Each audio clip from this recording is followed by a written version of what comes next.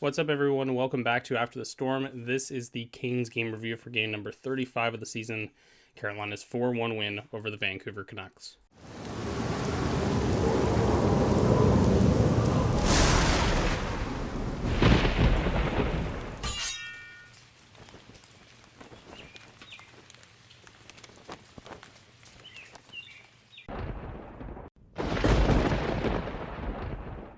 In introing this game, Carolina obviously coming off the terrible game versus Columbus.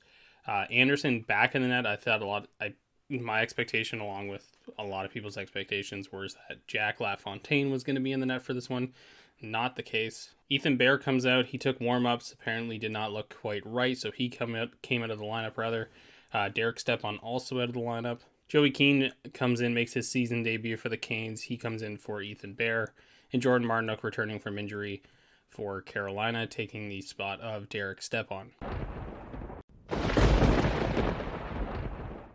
As the first period kicks off, it's a little bit back and forth. First notable thing that happens is Pesce takes a holding call on Bo Horvat, Vancouver to their first power play of the game. Carolina kills it off, getting ever so close to that franchise record. Andrei Svechnikov goes into the corner, throws a solid hit in what could be described as a lot of Svech's game in this one, is throwing solid hits in the Vancouver Canucks. I don't know how to describe.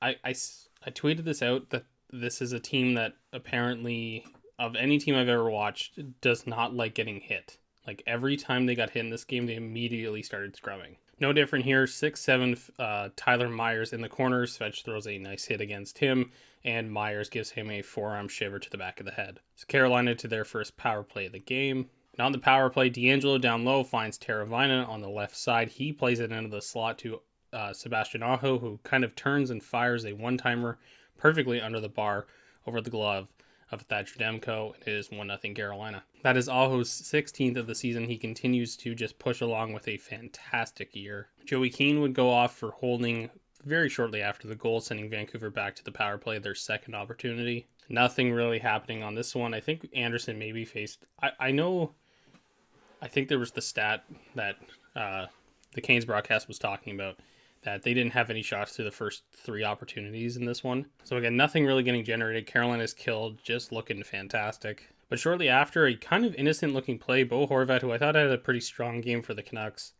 in this one, just kind of enters the zone, makes a little move, takes a shot, and it is a great shot. Looks like it might have gone off Pesce's stick a little bit.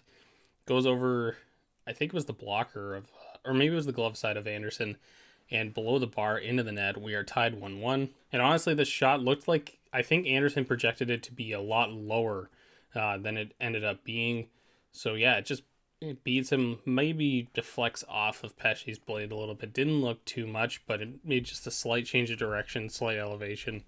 And that's what can happen. After the goal, 2-on-1 back the other way. Trocheck on it, gets a shot, misses the net badly, and back down the other way. Garland gets a 2-on-1. But Freddie makes a nice stop on him, conserving a tie game. Too many men penalty on Carolina. Vancouver back to the power play. Carolina kills off their third penalty of the period, and we head to the intermission, tied at 1.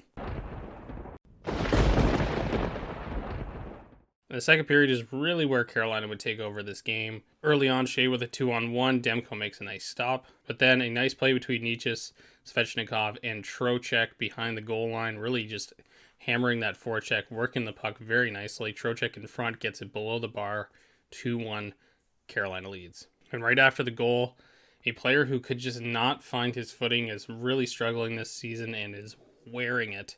Elias Pettersson gets a shot, it hits the post. Brendan Smith, who's been kind of in and out of the lineup all season, he throws a nice hit here on Matthew Highmore, just absolutely levels him. Svechnikov through the neutral zone, then it looks like somebody's lining him up. He dodges the hit, kind of bounces right off of it, feeds Martin Necas on his birthday.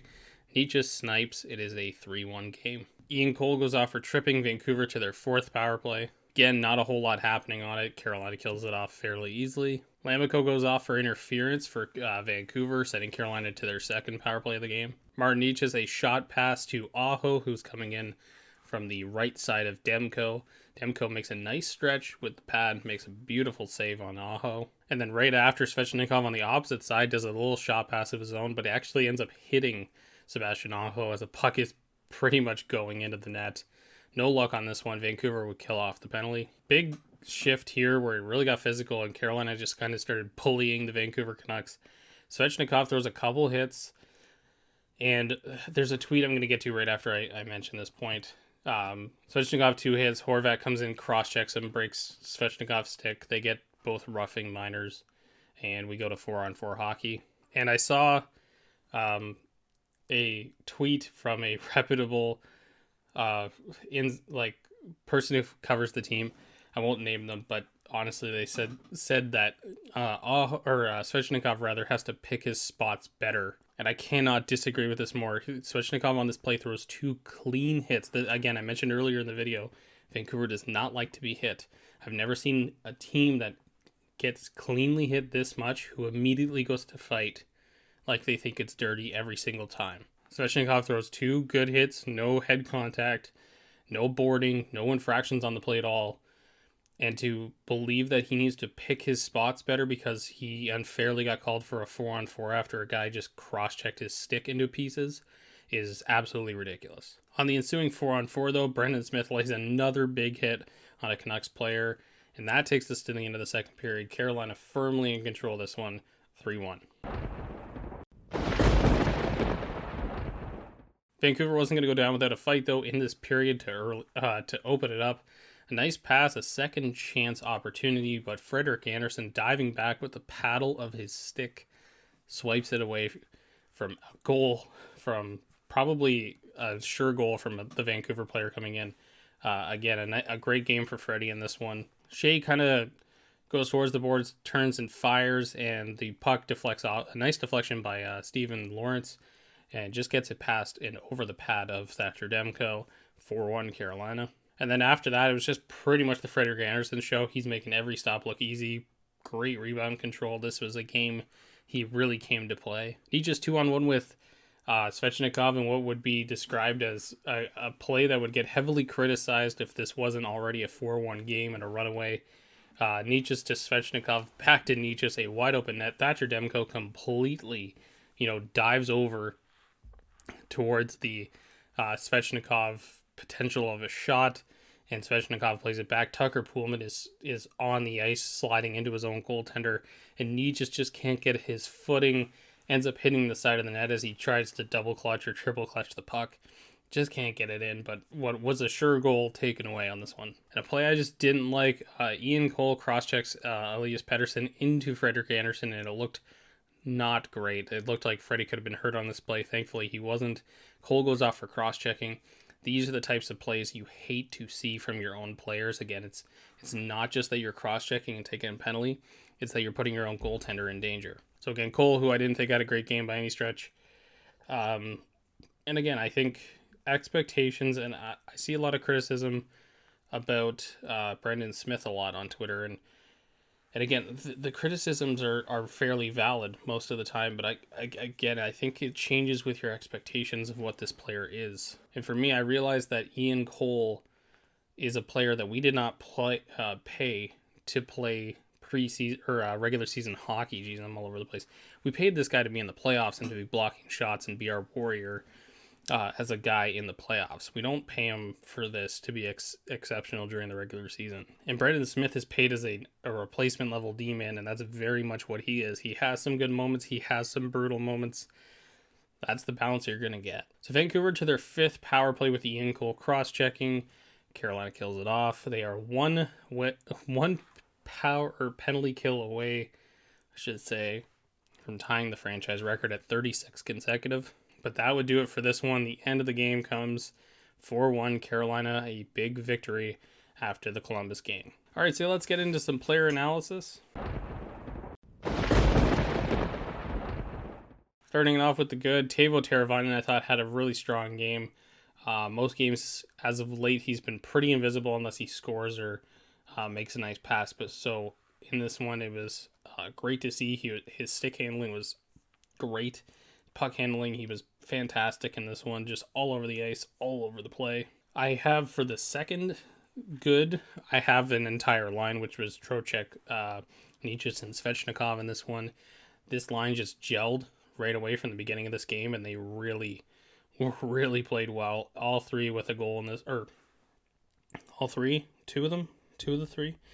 Trocheck, Aho, they just had a goal.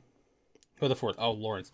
So 2 of the 3, not bad, but Svechnikov was also great in this one. So that whole line was fantastic in this one. The average game, the only player I had having an average game was Joey Keane. For a guy who's making his season debut, probably want a little bit more from him. He took the holding penalty, but he did have some pretty good offensive, zone attacks here and there during the game, but he wasn't overly noticeable. That's kind of where I docked him. So an average game from Joey Keane. We'd love to see some more from this guy, but I'm not sure he'll even get the opportunity to do so. In bad, I had none. I didn't think anybody played bad in this one. Like, Ian Cole was very much on the cusp of this. But again, he also had a fine game otherwise, aside from the cross-check and the tripping penalty. And the Canucks player, I didn't actually have anybody written down for the Canucks even as I shot this video and talking about it. But I guess due to who I was talking about earlier, I should probably go with Bo Horvat. I thought the captain, an incredibly underrated captain for the Canucks, he was making a lot of nice dekes and plays that were, again, you don't really expect it from Bo Horvat type of thing. I thought he was fantastic in this one. He gets the lone goal for Vancouver.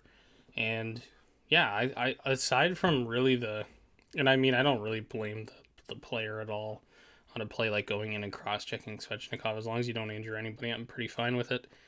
But honestly, I thought he had probably the best game of any player for the Canucks in this one, really. And then at the opposite end, I'm watching Elias Pettersson, and he just has the worst game probably of his whole career in this one. Gets a skate to the face, breaks his stick. Anderson trips him right after. Just couldn't get anything going in this one. So anyways, a big 4-1 victory for the Canes in this one. They get to come back on Tuesday. I'm not even sure who they're playing. My phone is across the room, so I won't even try to guess who we're playing. But yeah, Tuesday night. Bruins? Maybe it's the Bruins. I want to say I saw the 8 o'clock start. Nevertheless, might be the Bruins, might not. Who cares?